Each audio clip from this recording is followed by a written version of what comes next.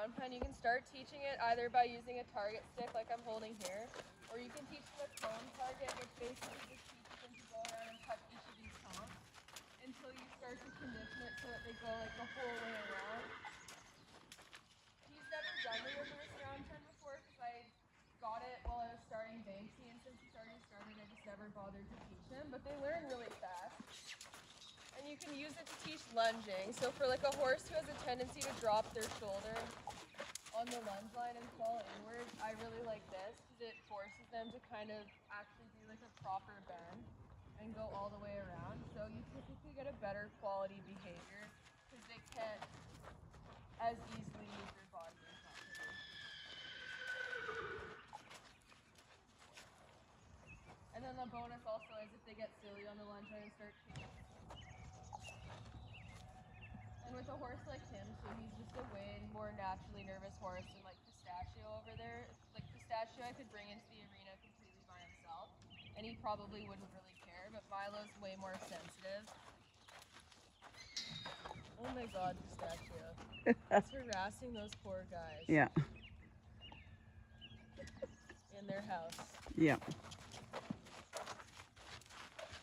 And then when you want to start working on speed with the target, one of the biggest mistakes that I see people make is they'll want the horse to start trotting a bunch of steps right away as the first behavior, and then they lose interest and get frustrated and they're like, why would I do that?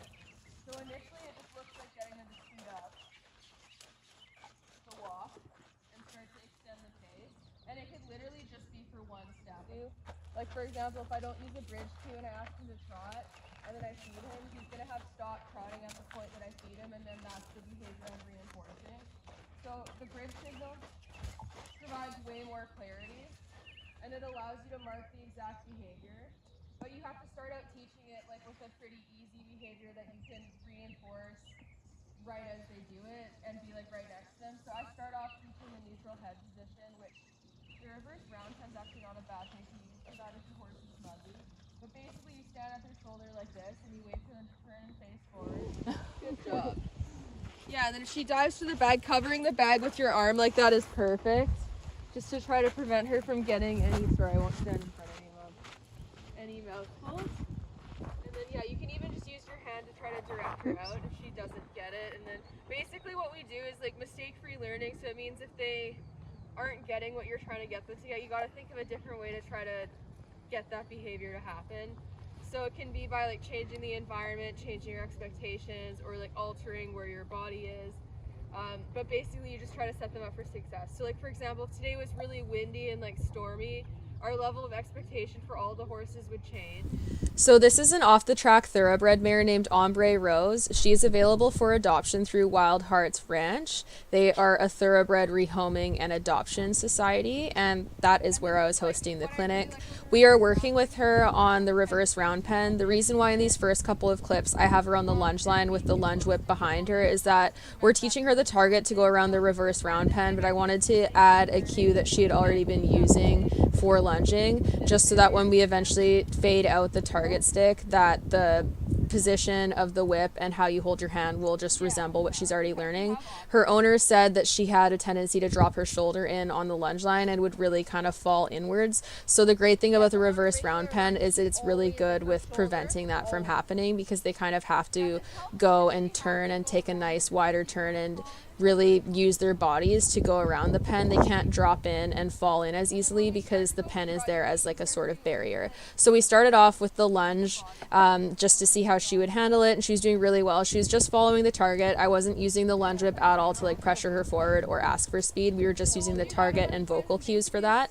And then once she really understood the target and seemed keen on going around the reverse round pen, we just let her loose to do some liberty work, and she did really, really well with that. Super smart little girl. She learned these new things really, really quickly, because this is again something that she's completely new to, that she hasn't done very much of at all. So it was really cool to see how quickly she learned the target stick, because she hadn't done any targeting with the target stick before this, and she'd never done the reverse round pen. So this is a cool example of how quickly horses can learn it. Then you do the hard stuff again. Okay, so now you can ask her for trot again. That's a nice quiet. So those of you who have been following me for a couple of years might remember Frosty, a thoroughbred gelding that I got off the racetrack. I used to gallop him, and I galloped him for the summer of 2020, I believe, and then he retired and I brought him home, and I ended up selling him to a client of mine, and he's been with her ever since. So I was fortunate enough to get to work with him and his new owner. His name is now Georgie, and he's doing really, really well. She loves him very much. He's undergone a full hoof rehab the last couple of years, so he's actually not been ridden since the racetrack. So what we were working on at this clinic was getting him used to being saddled with a bareback pad again, and then also working on his arena anxiety, because when he comes into the arena away from his friends, he sometimes gets a little bit squirrely and will be a little bit shooting forward and kind of nervous. So that's what we were working on with him today, and it was just so lovely being able to see him and see how well he's doing and how loved he is, because he didn't really have much in the way of stability at the racetrack and was kind of with a lot of different homes over the years and didn't get to have consistent horse friends or any of that, and now he gets to have all of that, and he lives out on a big field with his friend Eldora, who you also might remember from some of the YouTube videos that I posted of me starting her under saddle a few years ago. And he's just very, very loved and gets to have the stability that he hadn't had for so long. So it was just so lovely to see him and see how well he's doing in his new home, and it was really nice working with him. I'm excited to see as he continues to progress and eventually becomes a trail horse. So we had lots of fun working together, and he did super, super well being saddled for the first time in like 2 years, and or actually almost 3 now, I guess, because it would have been 2020 that he was last saddled. So anyways, he's doing fantastic. So I was excited to be able to share this with all of you, and I hope you enjoyed the clinic footage clips, and then we'll just jump right into all the trail riding clips after this. Milo's finally chilling out because apparently he just needed that level of... Yeah, there's like a magpie diving season.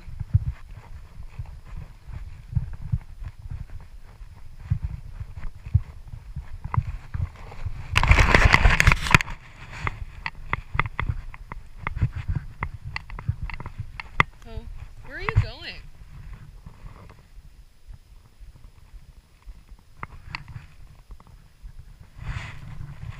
Good boy.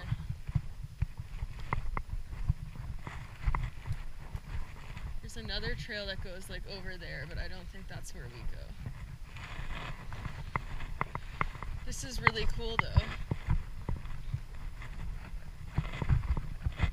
I'm gonna get off at some point soonish, depending on if, like, how steep this downhill gets, and I'm gonna just put his bridle on, just so that he can't like go running downhill. You could. Hopefully the way down isn't as steep. Oh, maybe. Should I bridle him now then, do you think? What do we think, Mai? Oh, you want a picture or vid? Maybe just take a video. Okay, go.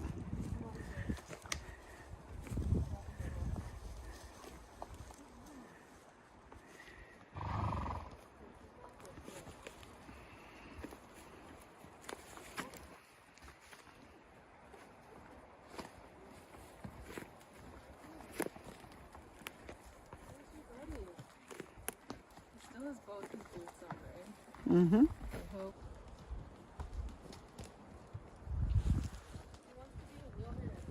He just let him be a wilderness horse. Okay, Poostache. Good boy, Milo Bean.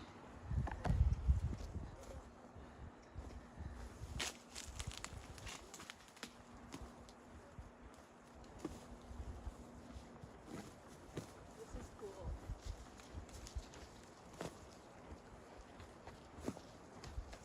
You insane person, Milo. Okay. I'll probably have to go in front of you again because he's Yeah. like on a freaking edge. Okay, hang on. So cool in here. If he wasn't psycho, I would have jumped him over this log or something. He was being an insane man, and he'll buck me off for it. You gonna step him over it or no? He might. I can try. He might not step, though. Very good. Good Because that's big. Oh, Poostache slipping. Okay, we'll try coming back. Why is he being so brave? Because he's weird and good and bad at the same time. Milo wants to be a mountaineer. I know. Milo the mountaineer.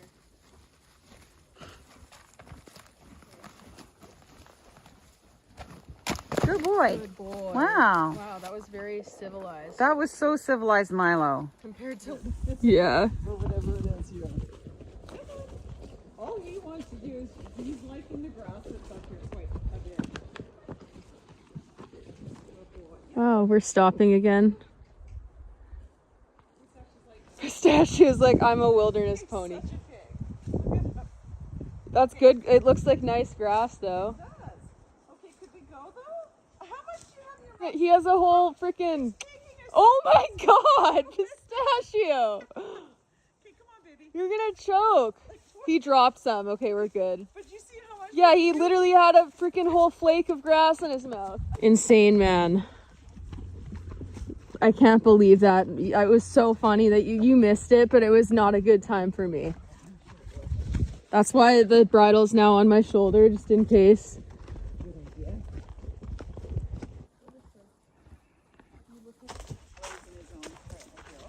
Milo's actually following the path. Look at this.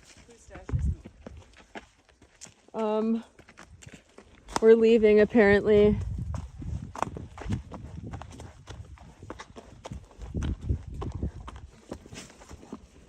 Good boy. Okay, stop for a break. Wow, this is so pretty in here. Okay, stop for a break. Yeah. Good Stashy. Good boy. Milo, eat.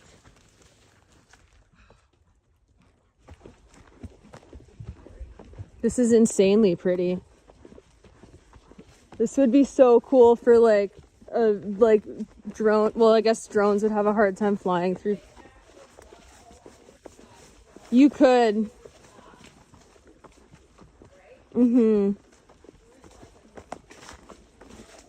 It's really cool in here.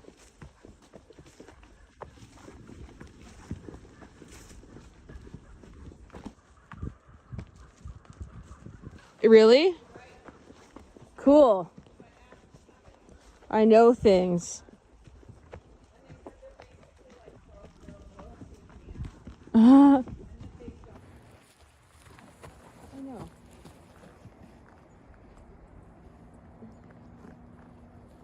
It's pretty here.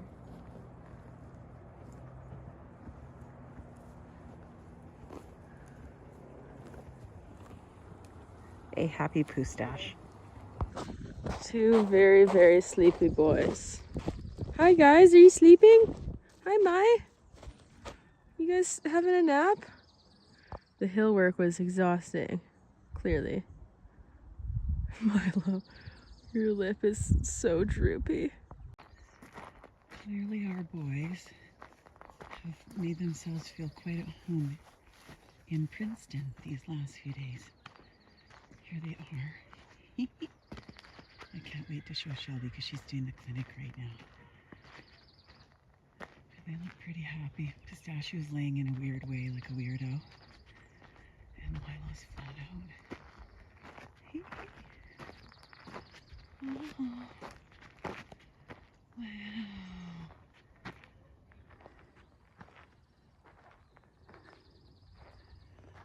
What? You know, when I first unloaded them after the 3-hour trip and we had to reload them to take them for the trail ride that we went on, I thought that they wouldn't want to load in the trailer after they'd been in it for so long because neither one of them usually does long trailer rides, but they hopped right in. So I'm interested to see what they'll do now that they've hauled a few times since they got here, and hopefully they'll still jump right in. Milo, are you ready to go home? Are you ready to go home and see your friends, your Banksy and your Pogo? Are you? Are you ready to go home?